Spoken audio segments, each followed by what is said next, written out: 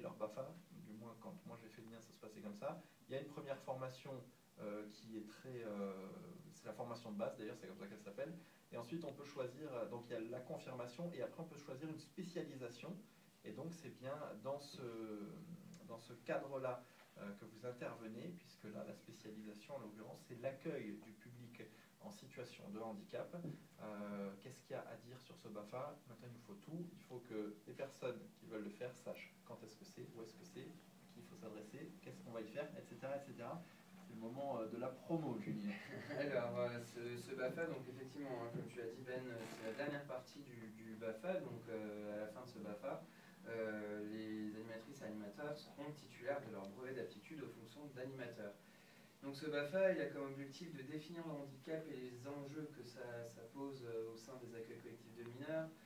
L'idée, c'est de travailler sur la représentation et les perceptions afin de dépasser tout ce qui est a priori et permettre aussi à un moment d'aller de l'inconnu vers le connu, parce que quand on est en formation, c'est aussi pour ça. C'est permettre à l'animateur et à l'animatrice de trouver sa posture vis-à-vis du handicap, savoir construire aussi des activités qui s'adressent directement au public en situation de handicap. On rencontrera notamment d'ailleurs des jeunes qui sont en situation de handicap et on fera un parcours d'animation avec eux durant cette semaine-là. Et cette semaine-là, c'est vraiment l'occasion de découvrir, on va dire, le milieu du handicap au sein de l'animation. Et tout ça, ça se passe en pension complète cette année. On a un petit peu changé la formule. À la Toussaint, on se retrouvera en demi-pension à Strasbourg, mais cette fois, on se trouve en pension complète pendant 6 jours, du 25 février au 2 mars 2013, donc c'est dans tout bientôt. Les inscriptions sont ouvertes jusqu'au 20-22 février à peu près. On se retrouvera à Lorenzen, à la Grange au Paysage, qui est un lieu magnifique pour pouvoir découvrir et faire des activités de pleine nature en extérieur. Donc Lorenzen, juste pour situer un petit peu, c'est en Alsace du Nord, près voilà, de la petite ça, pierre, en Alsace-Bossu, ouais. Un coin magnifique. Voilà, c'est en Alsace-Bossu, à côté de Diemaringen, la Petite Pierre, Petersbach, il y a l'échelle de France à Petersbach, peut-être que d'autres connaîtront peut-être plus par rapport à ça.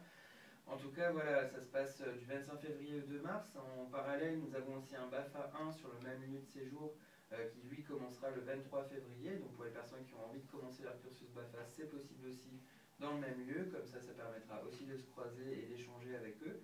Et pour s'inscrire, ben, c'est pas compliqué en fait. Hein.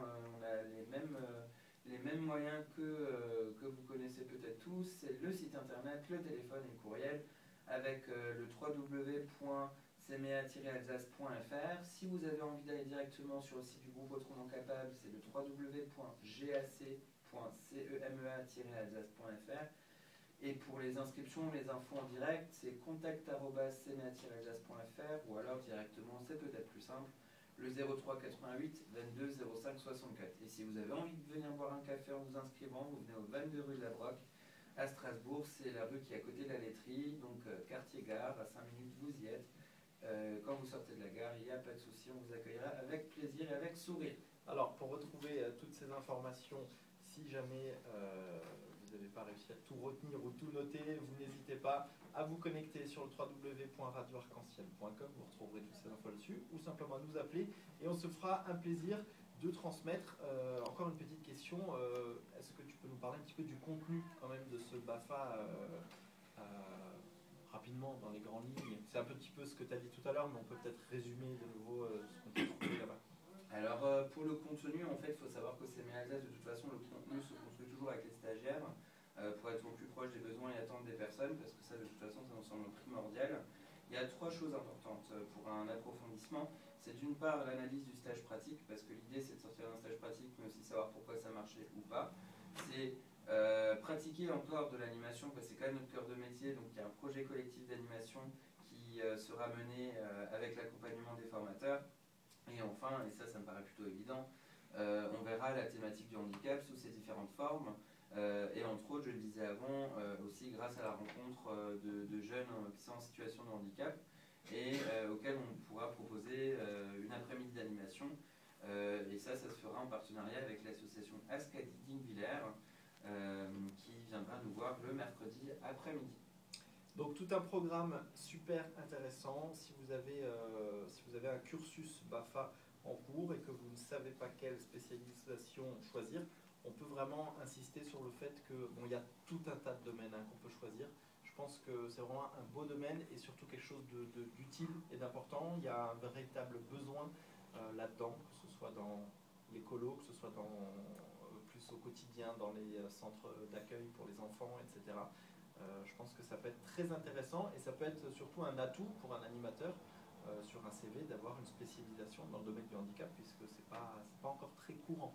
Alors, ce qu'il faut surtout se dire, c'est que d'une part, premièrement, c'est un engagement de citoyen vraiment au propre du terme, je pense, parce que ça intéresse tout le monde, que ce soit animateur ou pas, c'est déjà un acte citoyen de s'engager dans une telle démarche.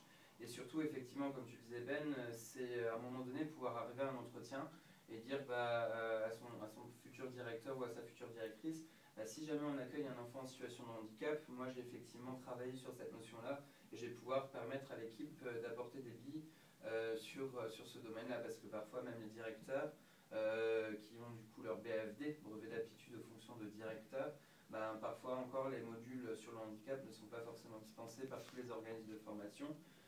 Et même chez nous au CMA, parce que bon, c'est un travail de fond aussi, il faut qu'on sensibilise les formateurs, etc. Donc oui, c'est un atout majeur de pouvoir dire, bon, bah voilà, moi j'ai un atout sur le handicap, je peux l'apporter, et surtout, c'est réfléchir autrement, tout simplement. Réfléchir à finalement l'activité, qu'est-ce que c'est, et comment je vais pouvoir l'amener auprès de ce public-là, et comment je vais pouvoir aussi inclure les autres enfants auprès de cet enfant autrement capable. Alors on va rappeler une dernière fois comment prendre contact pour s'adresser